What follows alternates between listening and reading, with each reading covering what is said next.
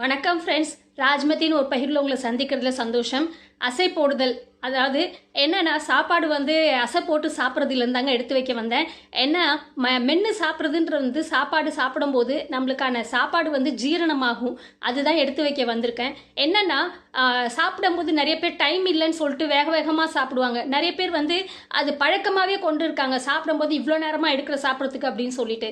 ஆனால் அது கொஞ்சம் மெதுவாக மென்று சாப்பிடும்போது, அசை போட்டு சாப்பிடும்போது அந்த சாப்பாடுக்கான அளவும் குறையும், சாப்பாடும் இறங்கி ஜீரணமாகும். அதே போல் அதுக்கான சத்துக்கள் நம்மளுக்கு நல்லாவே கிடைக்குங்க. என்னன்னா பேர் இன்னும் இவ்வளோ நேரம் சாப்பிட்றேன்னுவாங்க. சாப்பாடு அந்த மாதிரி எடுத்து சாப்பிடும்போது நம்மளுக்கு நல்லா ருசியாக இருந்தாலும் நம்ம ரெண்டாவது வாட்டி கூட எடுத்து சாப்பிடலாங்க. ஆனால் ருசியாக இருக்குன்னு ஒரே நேரத்தில் மொத்தமாக சாப்பிடாம 2 பங்காக பிரித்து கூட கொஞ்சம் கொஞ்சம் நேரம் கழித்து சாப்பிட்லாம். அதே போல் முன்னாடிலாம் பார்த்தீங்கன்னா ஒரே இடத்துல ஒரு குடும்பமாக உட்காந்து சாப்பிட்டுட்டு இருந்தாங்க. ஆனால் இப்போல்லாம் அந்த மாதிரி இல்லை. அவங்கவுங்க நேரத்துக்கு ஏற்ற மாதிரி சாப்பிட்றாங்கனாலும் நேரத்தோடு சாப்பிட்டு, அதுவும் சாப்பிடும்போது பார்த்தீங்கன்னா முக்கியமாக இந்த மொபைல் ஃபோன் டிவிலாம் வச்சுட்டு சாப்பிட்றாங்க. மொபைல் ஃபோனை நோண்டுறதுன்றது ஒரு 10 நிமிஷம் சாப்பாடுக்காக அந்த மொபைல் ஃபோனுக்கு நம்ம அடிமையாயிட்டு அந்த மொபைலை பார்த்துட்டு சாப்பிட்றோங்க. அதை ஒதுக்கி வச்சுட்டு மௌனமாக அமைதியாக சாப்பாடு மேலே கவனத்தை செலுத்தி மென்று சாப்பிடும்போது, அந்த சாப்பாடு அசை போட்டு சாப்பிடும்போது அது ஜீரணமும் ஆகும்.